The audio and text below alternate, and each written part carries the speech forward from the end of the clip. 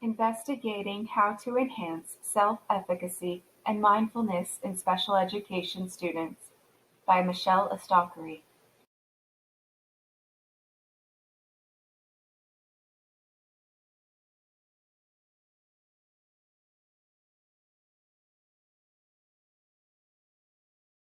At the start of my action research, I began to ask myself, how can I motivate students to want more for themselves when they daily encounter anxiety just by the thought of an assignment?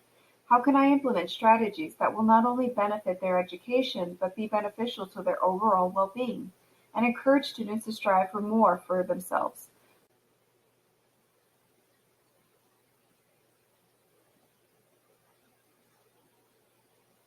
As my special education students have become older and more self-aware of their learning disabilities, I have witnessed for some an increase in behavior, change in attitude, and a great deal of self-doubt. Considering my resource students along with the research that I had done on mindfulness and self-efficacy practices, I was able to find strategies that I felt would be beneficial to my students.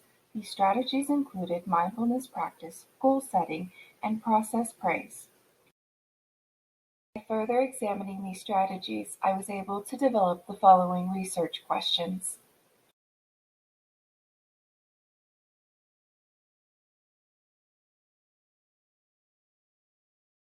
This study consisted of quantitative and qualitative data.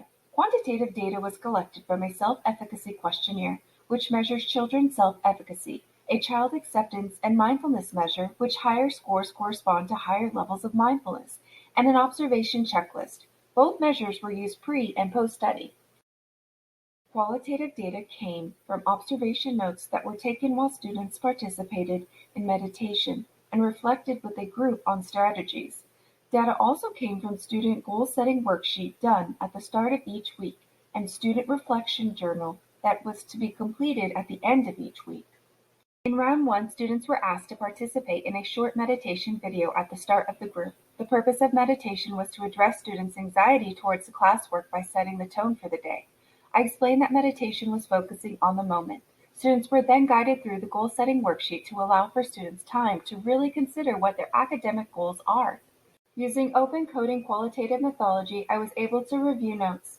Data showed that majority of students found meditation to be relaxing and enjoyable. What I found overall interesting was how relaxed students felt by implementing meditation into their daily routine.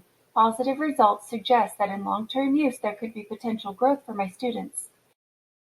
In round two, I had intended to continue implementing strategies from round one along with beginning to monitor how students responded to process praise. Although I had not been able to continue in the classroom with my study, I was able to further examine the data I had obtained to provide additional displays of my findings.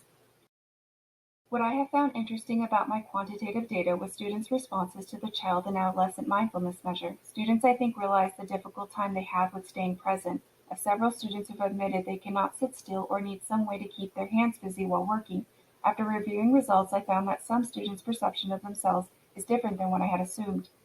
The goal for the final round was to answer whether implementing strategies such as meditation and goal setting could enhance self-efficacy and mindfulness for struggling learners. Using the data from rounds 1 and 2 along with created scores, I was able to further review data and determine whether these findings could decrease anxiety and improve student outcomes.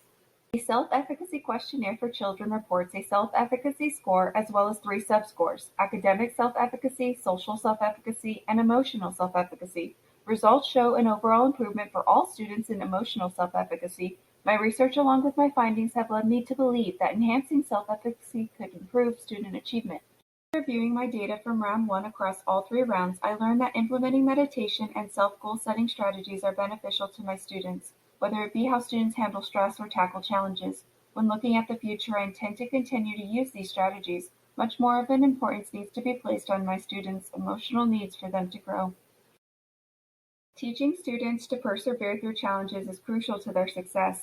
Knowing that a child's overall well-being comes first and that I must provide students strategies that will encourage them to persevere guided my action research. My hope as an educator is that the tools I provide my students with will not only benefit them throughout their education but also throughout their daily lives.